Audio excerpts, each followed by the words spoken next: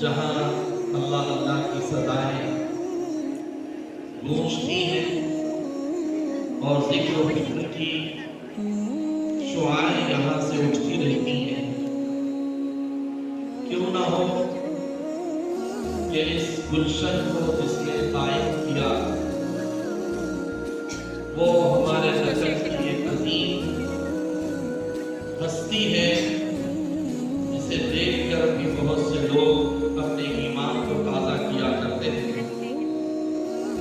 میں نے اپنے بچپن کے اندر حضرت قطب لکن کو دارالعلوم جامعہ عربیہ بھینسے میں بارہا آتے ہوئے دیکھا، اور حضرت کی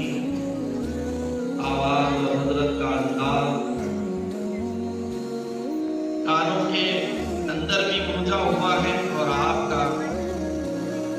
وہ نورانی چہرہ بھی ہمارے دل و دماغ میں موجود ہے، اور ان کے عکس ان کے پسنداز ہمیں نظر آتے ہیں۔ اسی لیے جب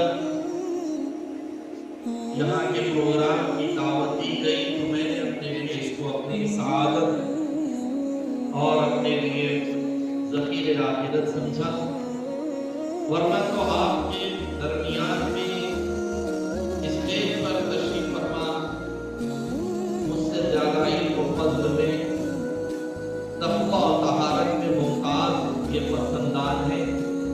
چاہے وہ حضرت مولانا مفتی عمران الحق صاحب دامت برکاتہ ہو،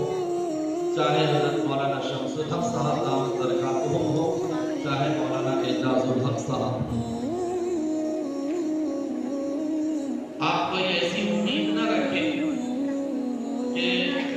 بہت اچھی تقریب میں آپ کو سناؤں، اس لیے کہ بزرگوں کی درمیان میں بیٹھ کر جو باتیں میں کہوں گا اپنی اصلاحی کے لیے کہوں گا، اور اپنے علم کے اندر اضافے کی اور عمل کے اندر مضبوطی کی دعا بھی کرتا رہوں گا۔ آپ حضرات سے بھی میری درخواست ہے کہ آپ میرے حق میں اللہ کے نیک بندوں میں شمار ہو جائے، ایسی دعا فرماتے رہیں۔ بہرحال اس وقت یہ اجلاس اس ادارے کے طلبہ عزیز کے تکمیل قرآن پاک کے موقع سے اور سالانہ جلسے کے اعتبار سے بھی منعقد ہوا ہے، اور میں جب آیا اور طلبہ کو انعامات دیے جا رہے ہیں تو ایسا محسوس ہوا کہ پورے ہی طلبہ کو انعام ملا۔ بہت سے اداروں میں جانے کا اتفاق ہوتا ہے، چند انعامات دینے کے بعد خاموش ہو جاتے ہیں، لیکن 61,000 میں انعامات ان طلبہ کو دے کر ان کی ہمت افزائی کرنا، ان کے علم کے اندر ترقی کے سلسلے میں کوشش کرنا یقیناً اس ادارے کا ایک بڑا کارنامہ ہے جو آپ کے تعاون سے ہو رہا ہے۔ میرے بھائیوں، قرآن کریم سے متعلق کچھ باتیں اور علم دین سے متعلق کچھ باتیں ابھی جو نظم پڑھی گئی تھی علم دین سے متعلق بہت پرسوز انداز میں انہوں نے پڑھا، اس لیے میرا دل چاہتا ہے کہ کچھ علم دین سے متعلق بھی بات آ جائے،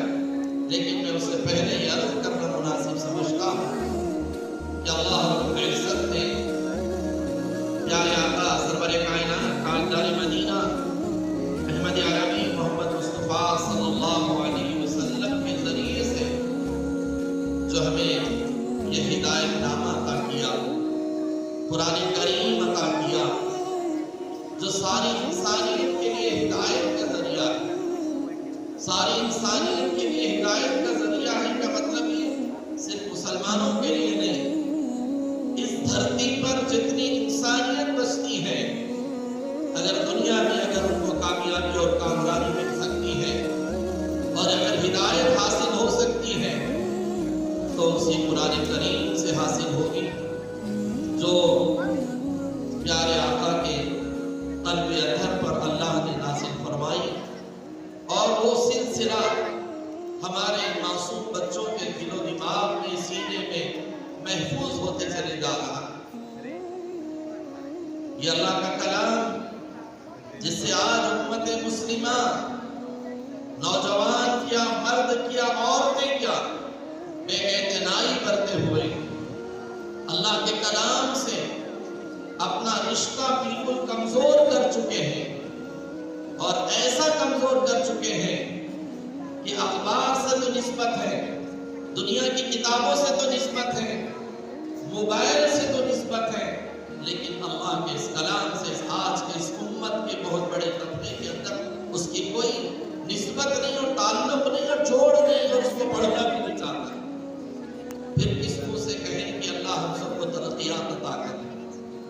کس منہ سے ہم کہیں اللہ تعالیٰ کے سامنے کہ اے اللہ ہمارے ملک کے اندر حالات بنا دے، عالم کے اندر حالات سنوار دے؟ کس منہ سے کہیں ہمارا پورا کا پورا قرآن پاک سے